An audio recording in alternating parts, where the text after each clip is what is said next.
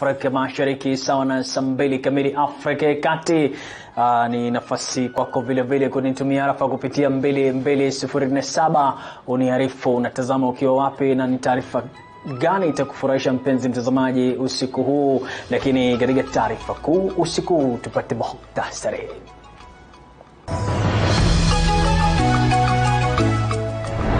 Rais Uhuru Kenyatta ashtumiwa kwa kukiuka sheria kwa kutoidhinisha majina ya majaji 41.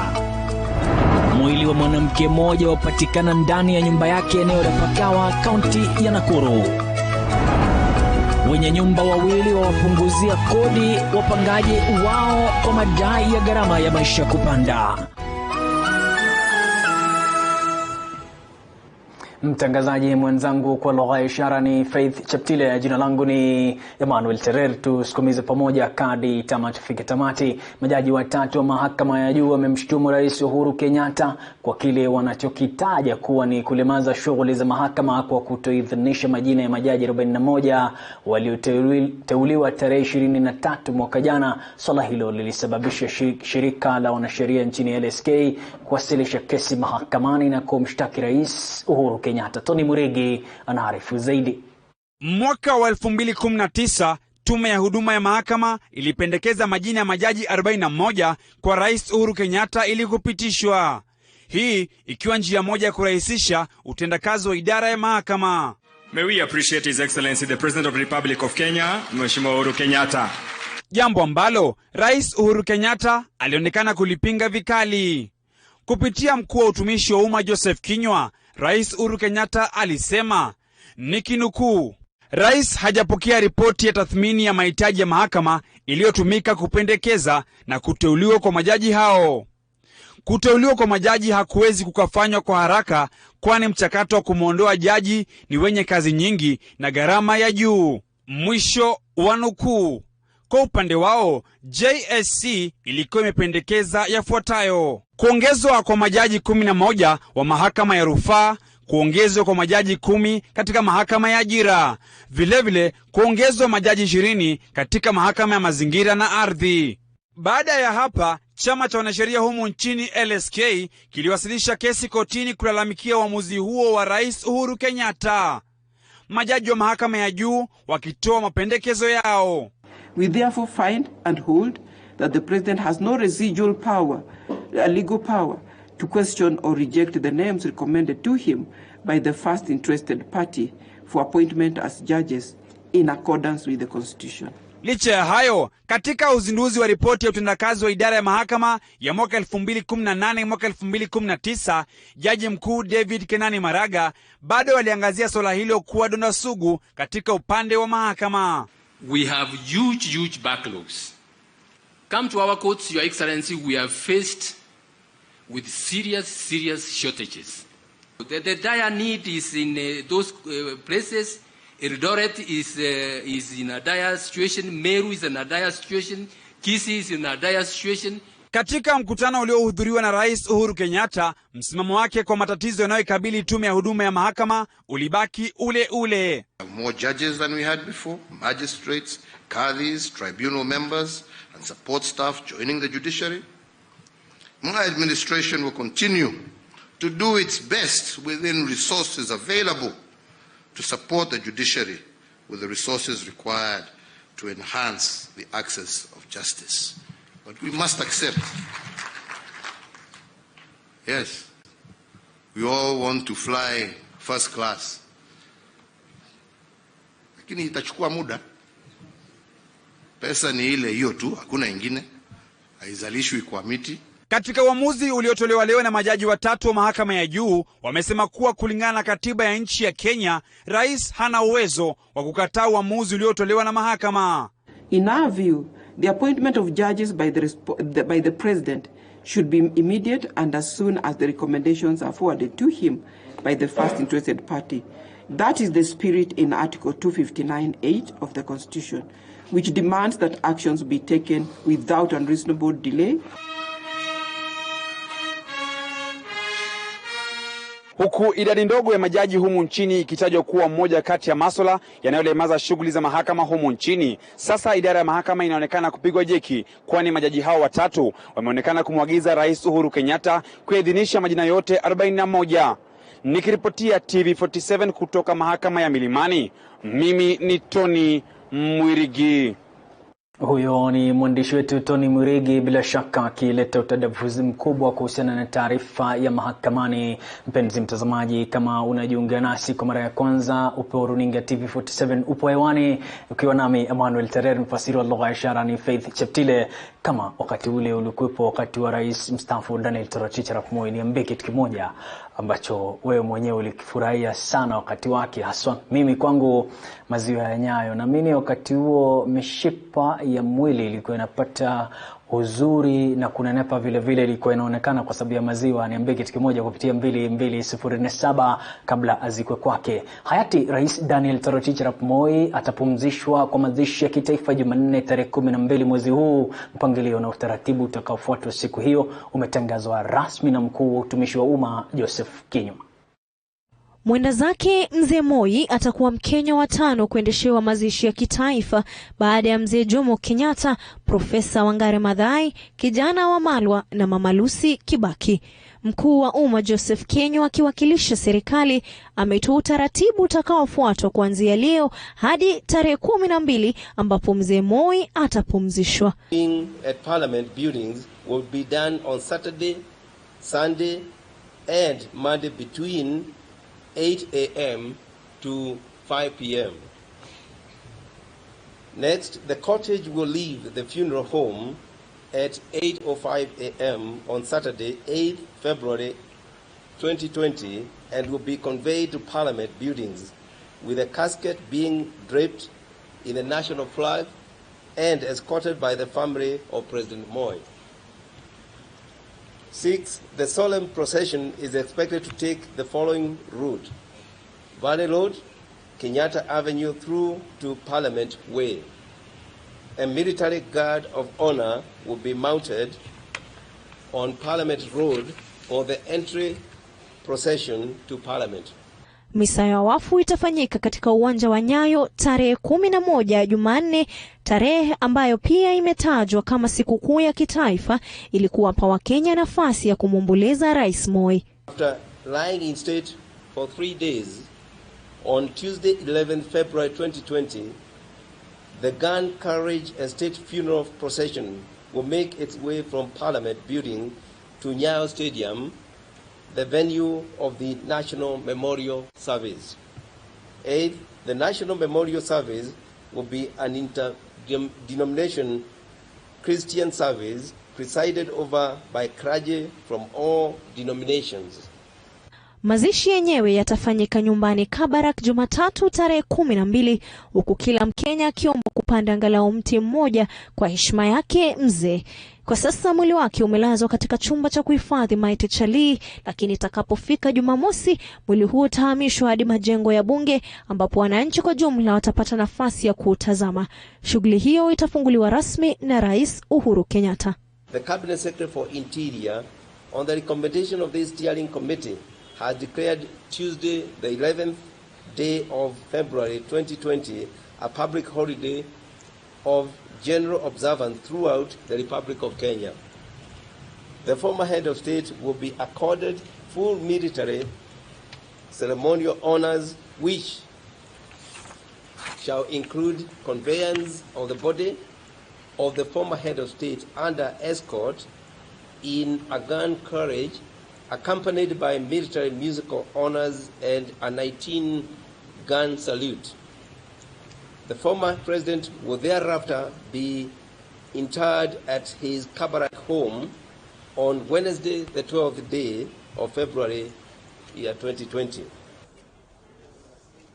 Kawira Wakithinji, TV47, Nairobi. Ni Wakithinji bila shaka akitupatia ufafanuzi mkubwa. Najua ni maziko ambayo wengi wanasubiri kuona historia ikiandikwa. Kampuni ya Del Monte ina hati miliki yoyote inayoonyesha umiliki wa ardhi inayotumiwa kwa shughuli zake za uzalishaji. Hayo ni kwa mujibu wa mwanaharakati wa kutetea haki za binadamu Njuguna Kamau. Kulingana na Njuguna, kampuni hii inapaswa kurudisha ardhi hii kwa serikali ili ifaidi waathiriwa waliofurushwa kutoka kwa mashamba yao. Weru Mwangi ana taarifa zaidi. Mwanaharakati Philip Kamau almaarufu kama PMG anayeongoza kundi la Kandara Residents Association na Katwanyaga Residents Association amekuwa katika mstari wa mbele wa kutaka waliofurushwa na kutolewa kwa ardhi zao warejeshewe na kampuni ya Del Monte, sasa akidai kuwa ana ushahidi wa kutosha kuwa kampuni hii ya Del Monte haina hatimiliki ya ardhi inayotumia kuendesha shughuli zake, na hivyo basi kuitaka tume ya ardhi nchini NLC kuchunguza upya shamba hili. When I say the title they have is not a title, is an agreement.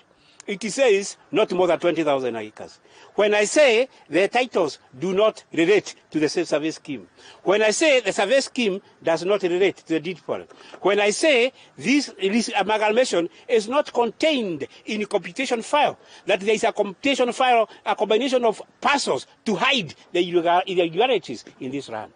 There is grave irregularities. Vile Kamau ananyoshea kampuni ya Del Monte kidole cha lawama kwa kutumia ardhi ya kampuni zilizofilisika za Sasa Coffee na Rapid B, ili hali hakuna stakabadhi yoyote inayoonyesha kuwa ardhi hizi zilikondishwa wala kuwekwa chini ya matumizi ya Del Monte. Hata hivyo, ameendelea kupuuzilia mbali makubaliano yaliyotiwa saini na gavana wa Kiambu aliyeng'atuliwa mamlakani Ferdinand Waitito na meneja mkuu wa Del Monte Sturgis Kalyemotas, akisema kuwa tume ya ardhi ya NLC ndio tu pekee iliyo na mamlaka ya kutia upya mkataba wa kutumia ardhi. An agreement of that nature must comply, number one, with the law. And I have already said that section 13 clearly says that the only power the county government have is to write it to the National Land Commission and say we have no objection. It's only to write and say we have objection. Why? Because we want to use this land. Outside that, it is an illegality. Mwenyekiti wa Katwanyaga Residents Association David Chege anasema dhuluma ni nyingi walizofanyiwa na usimamizi wa kampuni hii ilipokuwa inanyakua mashamba yao, na liwe liwalo lazima watarejeshewa ardhi yao. Wamekaa miaka nyingi wametunyanyasa. Kuua watu, kutesa watu, kurepu watu. Hiyo shamba ni yetu. Hata saa hii tukiulizwa pahali wazazi wetu walizikwa ama wazazi wa wazazi wetu walizikwa, tunaweza kwenda kufufua hiyo mfupa. Kwa hivyo tunasema tuko na uhakika Katwanyaga shamba ni zetu. Katika kikao na wanahabari mwaka uliopita, meneja mkuu wa kampuni ya Del Monte Sturgis Kalyemotas alisema kuwa endapo masorovea wa tume ya NLC watapata kuwa wako na ardhi ambayo si yao, wako radhi kuirejeshea serikali.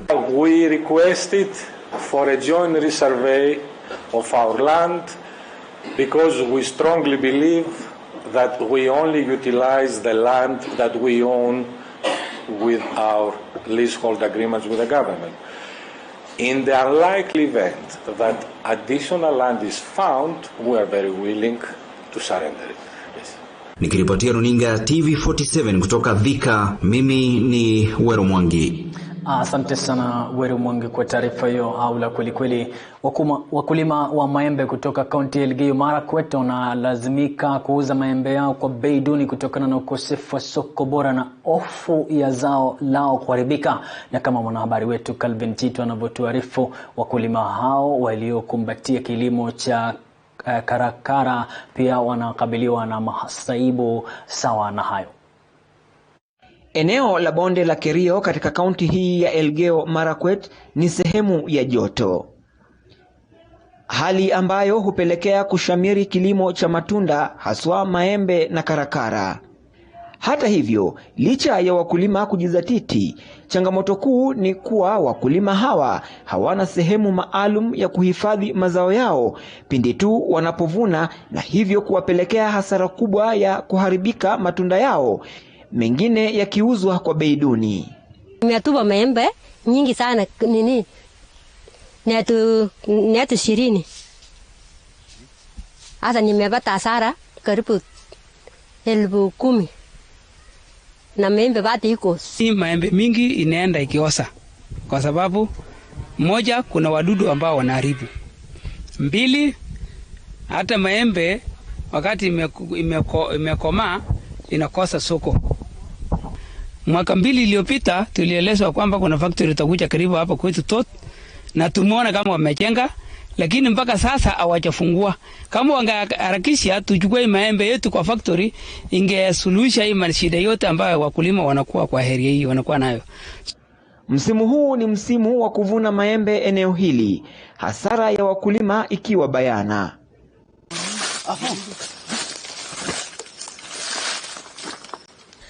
Kama factory ingekuwa hapa karibu, ningekusaidia sisi.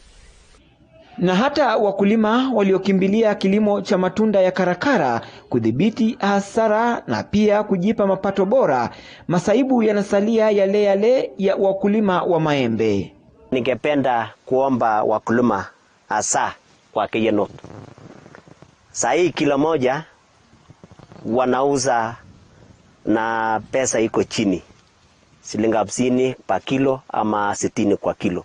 Ningeomba wakulima wote to form association ambaye sisi wenyewe tutakuwa tukicontrol market. Ni hali ambayo imeendelea kuzorotesha uchumi wa wakulima eneo hili, na wanaomba hatua za dharura kuchukuliwa kunusuru mapato yao. Na hii passion wezi ombea loan, shauri wezi jua. Ikikosa mvua unaenda hasara. Calvin Chitwa, TV47, County Elgeyo Marakwet. Dakika 17 baada ya saa 3 Afrika Mashariki. Asante sana mpenzi mtazamaji kwa kusalia nasi na kuniandikia arafa kupitia 22047. Labda nisome 2-3 hivi. Ni Sylvia nikiwa Nandi.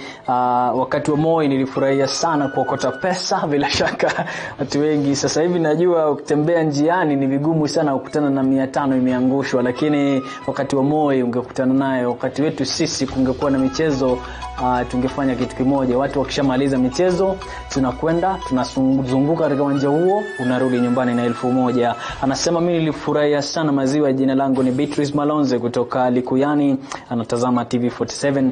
Vile vile kuna bingwa moja anaitwa Ryan, anatazama vile vile wakiwa na Linda.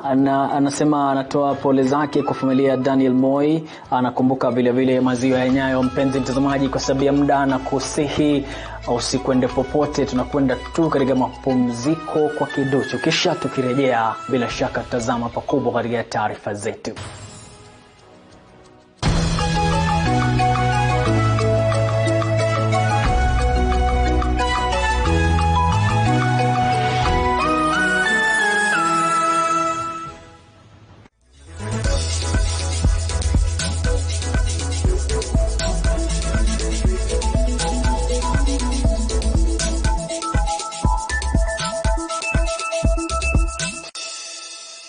Kalena Ecobase. To get the best odds and quick payouts, SMS ECO to 29232. Dial *297# only at ecobet.com. Gambling can be addictive. Engage only for recreation, not for income reliance.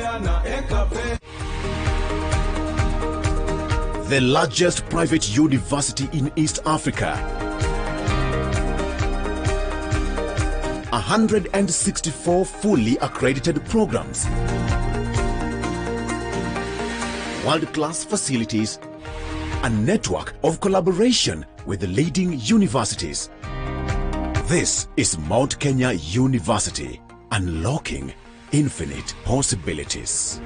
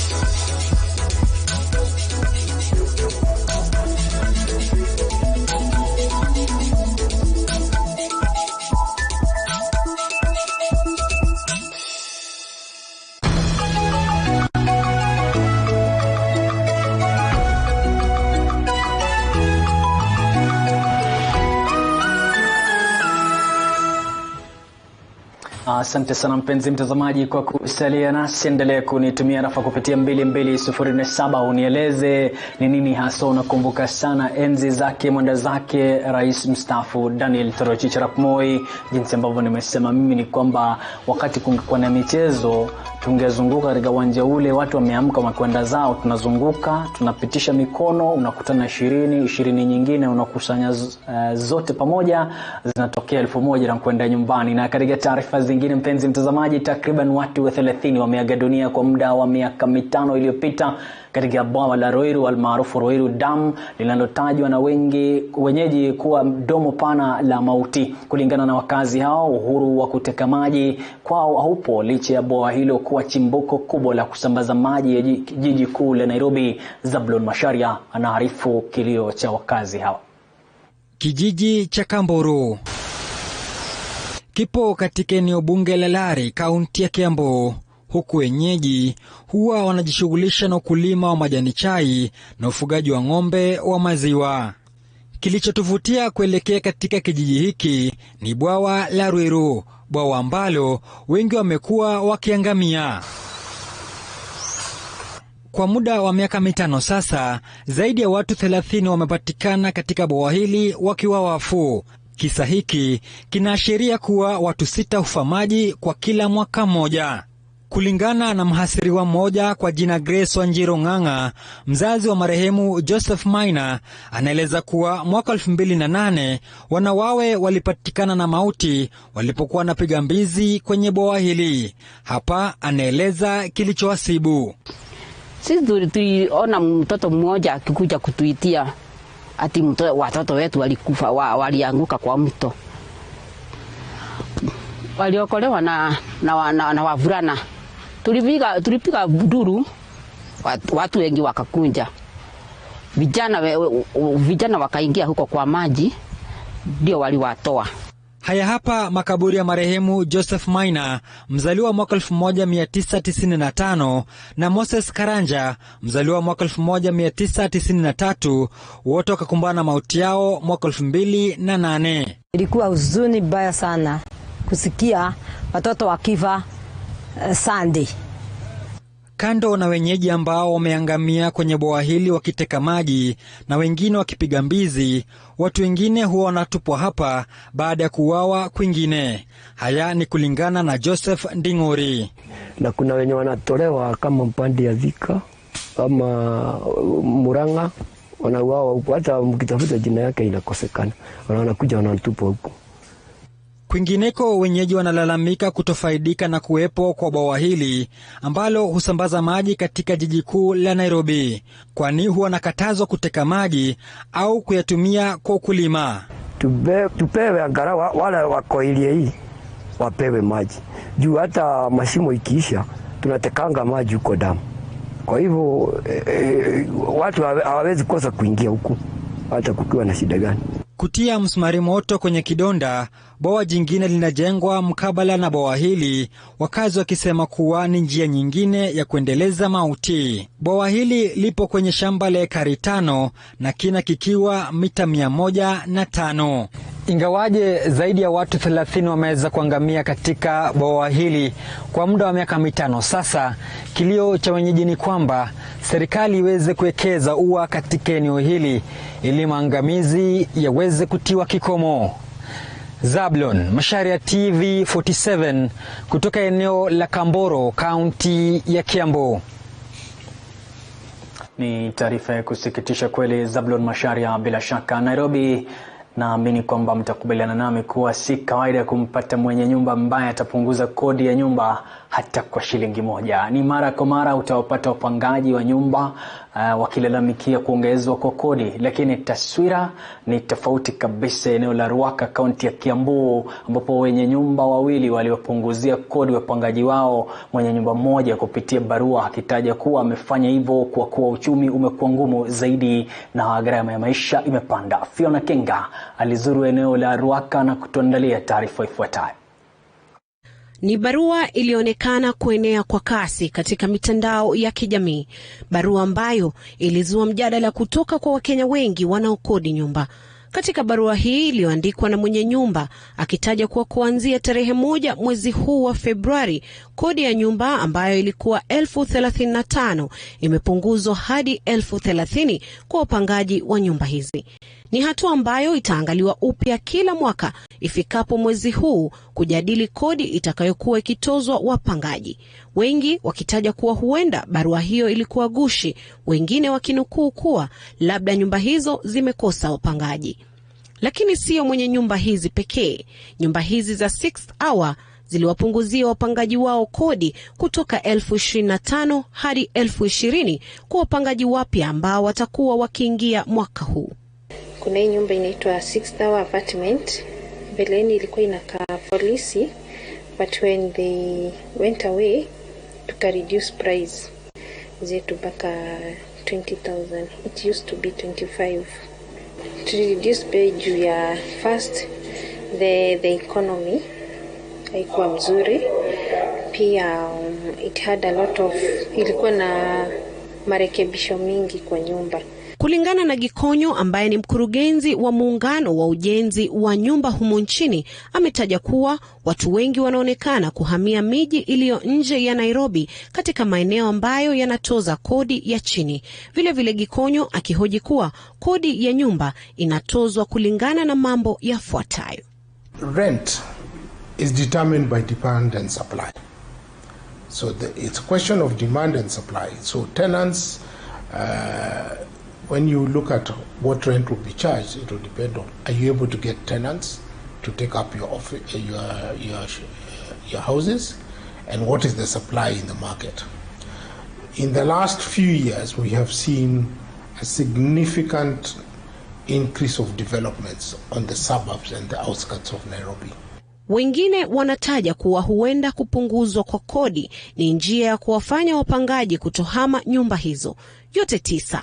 10 ni kuwa mwenye nyumba bado anafaidi kama mwanabiashara. Landlord ni mtu wa biashara. Lazima angalie vile nyumba yake, anajua vile ile pesa ametumia kujenga nyumba na anataka kupata mapato vizuri. So ataangalia ni badala ya kukaa na nyumba empty, lazima ni afadhali arudishe, aangushe rent na kama 5,000 ndio apate wateja. Hatukukomea hapo, tuliweza kupata kauli ya wapangaji wengine kuhusiana na swala hilo la kupunguzwa kwa kodi inayotozwa. Wanafaa wafanye hivyo, but wasifanye ati waseme wamepunguza mwezi mmoja alafu the next month wameongeza tena. So inafaa iwe wamestiki hapo, kama wamesema wamepunguzia mtu 5,000 wakaa hivyo tu. I think it's good that they're reducing, because not everybody can afford those high prices. So maybe if they can even reduce even more, it will be even better for the ones who, there are so many people on the streets these days because they don't have a place to go. Kila uchao nyumba mpya za kukodi hujengwa nje na ndani ya jiji la Nairobi. Ila tu wanaokodi nyumba hizi wanadai kuwa kodi inayotozwa ni ya juu zaidi na kuwataka wenye nyumba kupunguza kodi hiyo kama wenye nyumba wengine. Fiona Kenga, TV47, Nairobi. Ni taarifa yake Fiona Kenga. Jamaa wangu mkubwa mbabe tunamuita hapa Kolo Omoshbing anasema kitu kimoja, kwamba kama kila mtu ataguswa na Mwenyezi Mungu hakikishe kwamba anapunguza gharama ya maisha jijini Nairobi, haswa nyumba, bila shaka ataendesha gari lake ifikapo 2021. Kwa miaka mingi jamii nyingi nchini imekuwa ikitekeleza shughuli za ukeketaji wa wanawake baada ya nchi ya Kenya kuharamisha ukeketaji wa wanawake. Upungufu wa shughuli hiyo ulionekana katika nyingi. Hata hivyo, jamii ya Kisomali bado imekomelea tamaduni hiyo, na bado wasichana wengi wenye umri mdogo hupitia uchungu wa kisu cha ngariba, na wasiokubali kufanyiwa ukeketaji hutengwa na jamii nzima. Huyu hapa mwanahabari wetu Isadin Haji ambaye ametuandalia makala ya Wembe Dhalimu.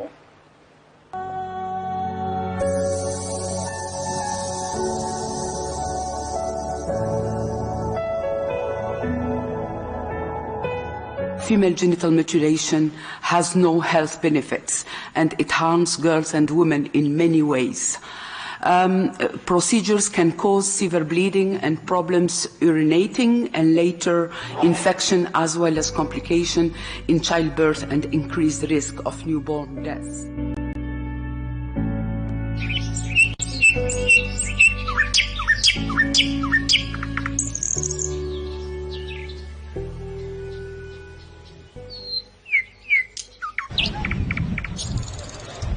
Tangu jadi, jamii ya Wasomali imekuwa na tamaduni tofauti zenye umuhimu sana.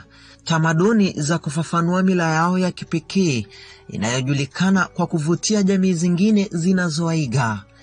Mwaka wa 2011, serikali ya Kenya ilijiunga na nchi zingine duniani kuharamisha ukeketaji wa wanawake.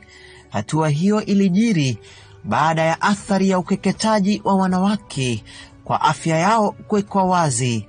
Lakini bado kitendo hicho cha ukeketaji kinafanyika katika baadhi ya jamii nchini, ikiwemo jamii ya Wasomali. I think Somalis have a very strong sense of identity and a very strong sense of attachment to the culture. And any Somali woman who is seen to not be practicing her culture is also treated differently. Licha ya serikali ya Kenya kuharamisha kitendo hicho cha ukeketaji wa wanawake, bado jamii ya Wasomali katika kanda ya kaskazini mashariki wanashikilia tamaduni hiyo. Kulingana na utafiti uliofanywa mwaka 2008 hadi mwaka 2014, jamii ya Wasomali imepunguza 4% tu katika utekelezaji wa tendo hilo, ikilinganishwa na hapo awali ambapo ilikuwa na 97%. It's majorly cultural, but what people use right now is religion, but it has not been a religious practice. It's been an Arab sort of Egyptian practice, but it's not a religious aspect. So basically, although we base it on religion, it's a cultural practice from us. Mwanamke mmoja akituambia katika seminar, akituambia kikwetu kama mtu akutahiriwa kule Panza Mandera wapi kule ambo kafiri, tumeambiwa haya wazi katika seminar, ataitwa kafiri au ataitwa wewe bado hujakuwa Muislamu wewe mpaka utahiriwe. Wasichana wenye umri mdogo zaidi mara nyingi aghalabu hujipata pabaya, kwani jamii inawalenga. Wengine wasijue athari zinazoambatana na tendo hilo au manufaa yake iwapo yapo. So I think there's some level of sexual consciousness that is created immediately when the girl undergoes. They're not able to understand why this procedure has to take place, although they might not be in a position to ask, but it usually remains a question in their mind, like, why did I have to undergo this? What does it mean? Does it mean that if I'm a girl, I'm related to pain, or there's something wrong with my body? So such questions usually in young girls is never answered. Katika kijiji kimoja kaunti ya Wajir, tunakutana na msichana huyu mwenye umri wa miaka 7. Alipitia uchungu wa kisu cha ngariba na sasa anaugua majeraha ya mwili. Nilikuwa nasikia uchungu, nilikuwa nasikia kitoka damu, na nilikuwa nataka kulea. Aliyo kanambia ninyamaze, ndio nikaguzwa, ndio nikafungwa kamba, ndio nikalalishwa, ndio nikalala. Nimekaa siku 3 na nusu nikafunguliwa kamba. Nilikuwa nimefungwa huko. Fatuma Surauni ajuza mwenye miaka zaidi ya 80 alitumia miaka mingi ya maisha yake kwa keketa wasichana katika vijiji. Fatuma ni miongoni mwa wanawake wakongwe wanaotekeleza shughuli hiyo katika jamii. Kwa sasa amestaafu. Kuna wasichana wengi sana katika kijiji hiki. Naamini kwamba wasichana wote katika kijiji hiki wameletwa kwangu kufanyiwa ukeketaji. Sikumbuki ni wangapi, lakini nataraji ni wasichana zaidi ya 150. Shughuli hii ya ukeketaji wa wasichana ni jambo la lazima katika jamii ya Wasomali. Yeyote anayekiuka tamaduni hiyo ya kupeleka wasichana kwa ngariba anatengwa na jamii. Kukata na hiyo kudhahirishwa usichana kwa dini ya Islamu ni sunna. Pande ya usichana ni sunna. Sunna inamaanisha? Sunna ni kitu lazima uweze kuwajwa. Kwa sunna ni ya matume. Unafahamu? Sunna ya matume akiwachwa amekakatwa watakufuru. Hii hadithi Mtume alisema kwamba ikiwa ni kweli maneno haya, alisema kwamba alimwambia yule mwanamke wa utahirishaji, kuna kutahiri na kule ukeketwa. Hajasema uende ndani ukate ndani, ikiwa ni hivyo. Lakini hadithi hii maulama wote wameipinga hadithi hii kwamba si sahihi, ni hadithi ambayo ni dhaifu. Katika vijiji vidogo nje ya miji mikuu katika eneo la kaskazini mashariki, wasichana wachanga huletwa pamoja kwa shughuli ya ukeketaji kama ilivyo desturi. Wanawake wanaohusika hupenda kufanya shughuli hiyo asubuhi na mapema au jioni wakati jua linapotua. Wakati wa shughuli hiyo huenda wasichana wakavuja damu na wengine kufariki kabla ya kufikishwa hospitalini haraka. And then there's intermediate and then there's long-term complications. The immediate, I will say, it's mostly bleeding. You'll see some children bleed literally until there's nothing to bleed. They go into shock because of there's nothing more to bleed. That's more immediate. And then there's infection because there's no control of what instruments they're using at that time. So it has grades generally. It has grade 1, grade 2, grade 3. And I think and grade 4, which is practically anything that is mutilating the body around that area. But the worst I can say is grade 2 and 4 because it actually changes the whole anatomy of the whole area because they actually close the whole openings. They cut off whatever anatomy is there and actually suture everything together. Hata hivyo, kulingana na rekodi katika hospitali za rufaa katika kanda hiyo, wanawake hupata matatizo wakati wa kujifungua kutokana na majeraha waliopitia wakiwa bado wachanga. It's really hard to deliver normally, so you'll have to undergo a cut, which means you are cutting the same area that has already been cut. There's scarring on a tissue that is almost has 8,000 nerves compared to a normal penile, the same area that's going to be cut in the penis. So if you are cutting through that area, which is almost 4 times the same as that of a man, you are causing, first of all, trauma, which is very painful.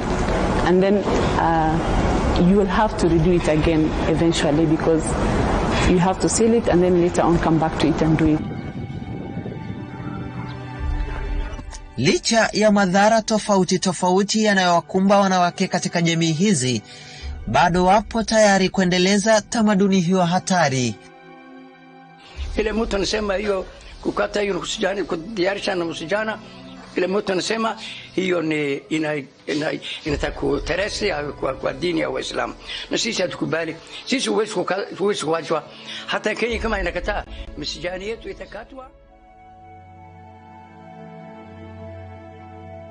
Wallahi machozi yanitoka vile wamefungwa kila mara wamefinikwa, yani kwa maana angalia ile matayarisho yao la, lakini vile adhabu wale watoto wanapata, wamewekwa chini, wamefungwa miguu yao, wasema mpaka ipone. Hili jambo likanipa dhiki kubwa sana. It is not an Islamic practice, it is not an Islamic tenet, and therefore the consciousness of religion, the less conscious the Somali woman is from her religion and the less knowledgeable she is from her religion, the more there's a high tendency of her practicing FGM.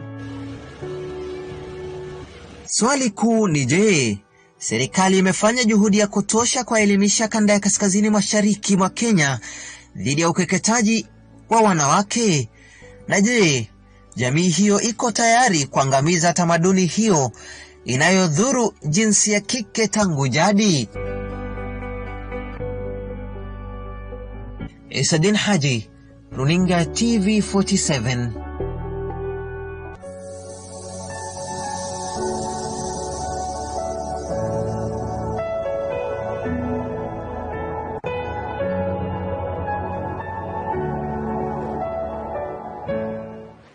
Ni maswali yake Isadin Haji ambaye ameandaa makala haya dakika 10. Inamaanisha kwamba mfasiri wa lugha ya ishara Faith Cheptile anahitaji pumziko. Mpenzi mtazamaji, twende mapumzikoni. Nikirejea ndasoma arafa yako. Swali ambalo nimeuliza ni kwamba unamkumbuka hayati mzee Moi kwa nini haswa? Niandikie arafa kupitia 22047 kisha ndapeperusha. Twende mapumzikoni.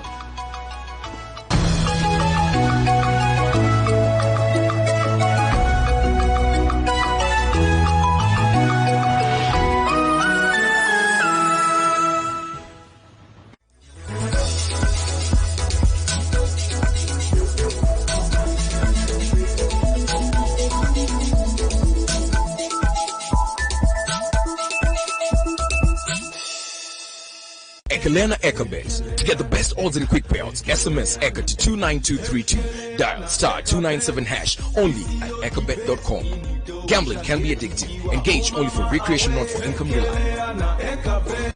Tarehe 23 Disemba mwaka 2019, msimu wa kwanza ukafika kilele.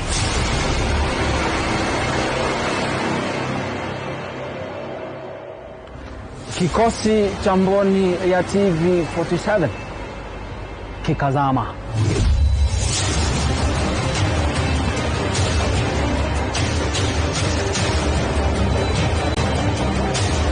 Lakini hakikuchoka.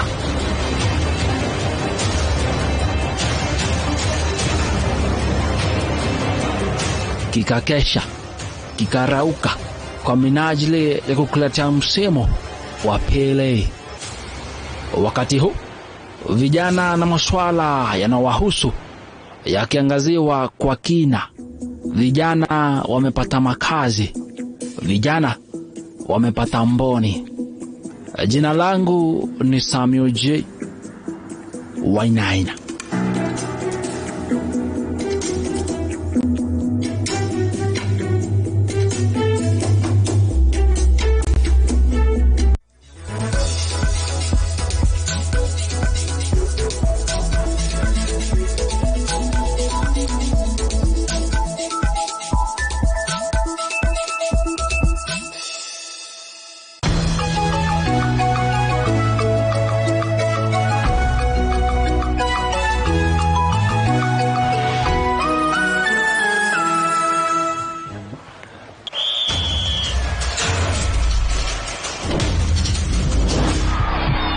Michezo kwa hisani ya Ecobet.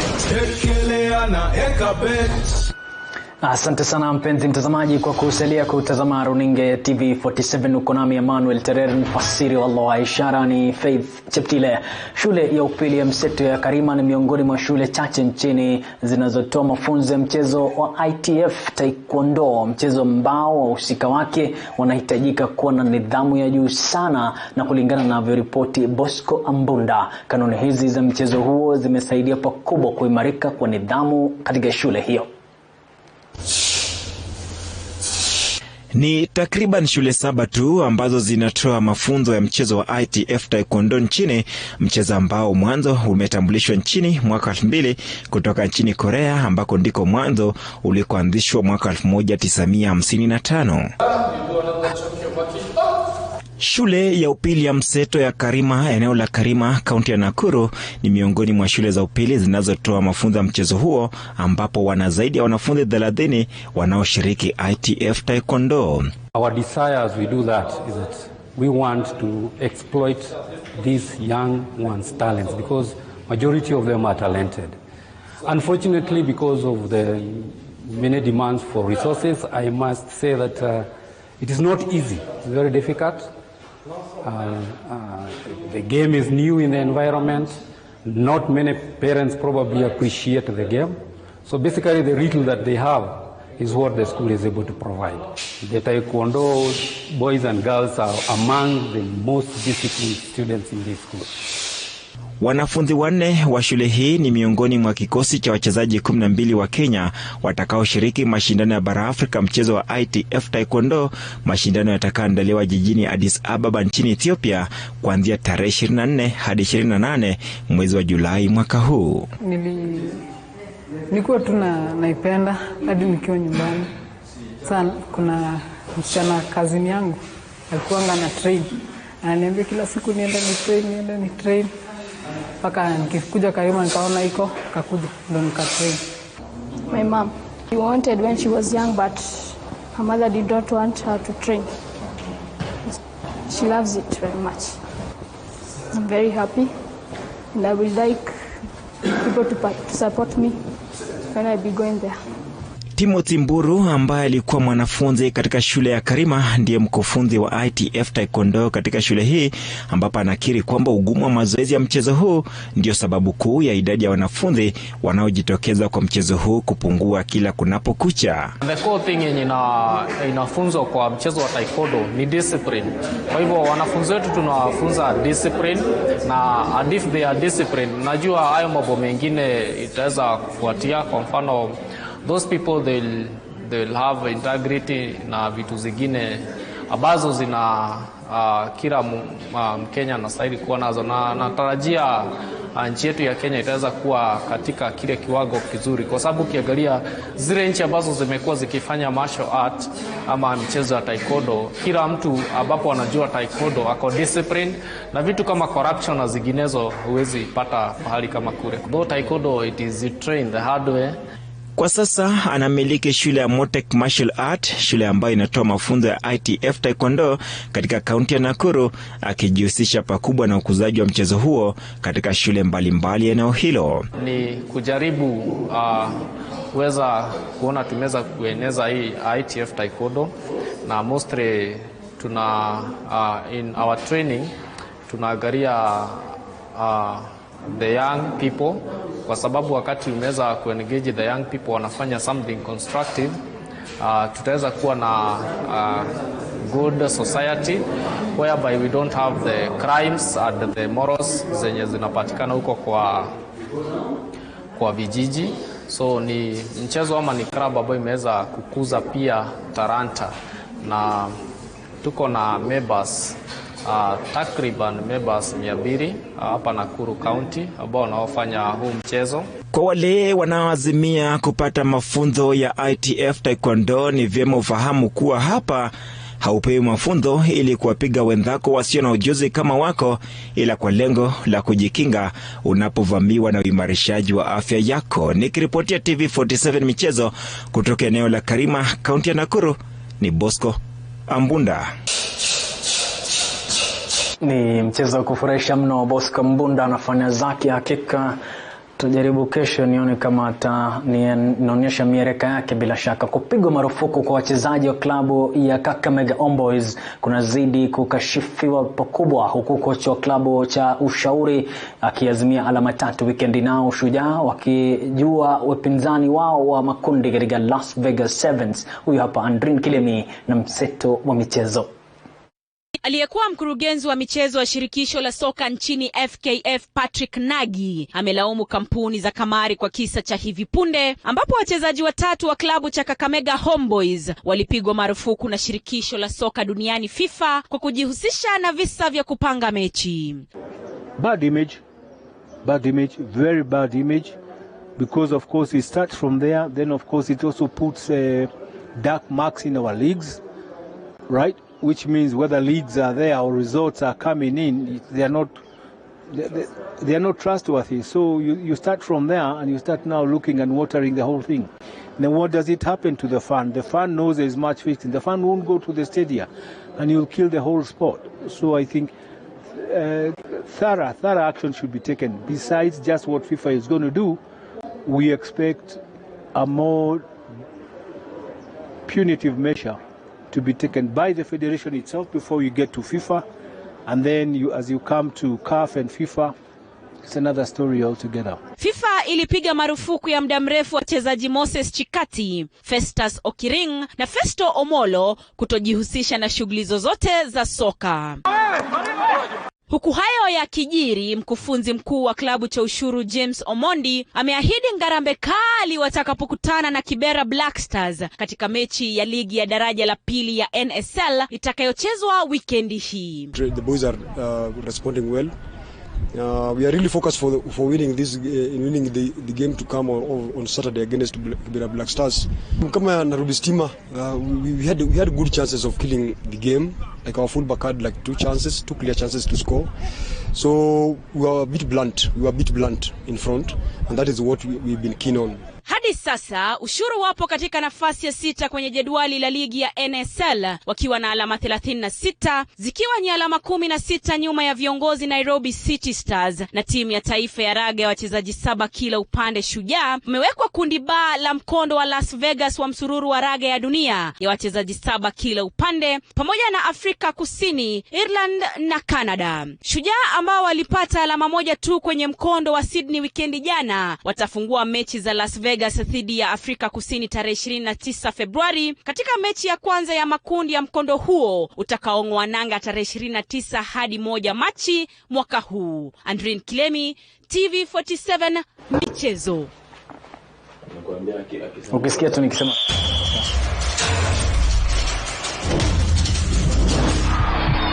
michezo kwa hisani ya Ekabet. Ekelea na Ekabet.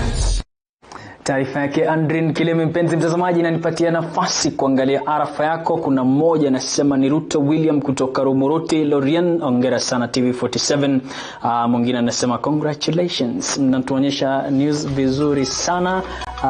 At least mtu anafuatilia na anaelewa. Anaitwa Elvis kutoka Njoro. Makosa makubwa.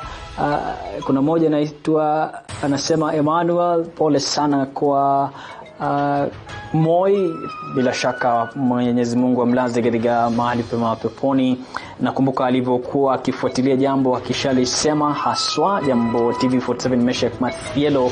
Nakumbuka maziwa ya nyao, bila shaka ni Faraka anasema anaitwa Katumbo kutoka Tharakanithi. Bila shaka ilikuwa raha kubwa sana kunywa maziwa ya Moi. Mpenzi mtazamaji, arafa ni nyingi kweli kweli. Nasema asante sana kwa kutufuatilia kutoka Zindua hadi sasa tumefika ukoko, hatma pakubwa. Kwa niaba ya wale wote waliofanikisha makala haya, Griffins, Elvis mwenyewe, Alice ambaye amekuwa mwelekezi wangu mkubwa, Collins ambaye anashughulika na masuala ya graphics, na vile vile Edu anayehakikisha kwamba sauti yangu inakwenda sawa, na Hebrew ambaye anahakikisha masuala ya social media. Nasema ni asante sana mpenzi mtazamaji. Kabla niondoke, nikupatie papasa ya masikio kwamba mdogo mdogo ni hatua, miguu bakibandika bakibandua, kwani baadaye bandu uishagogo. Jina langu ni Emmanuel Terer.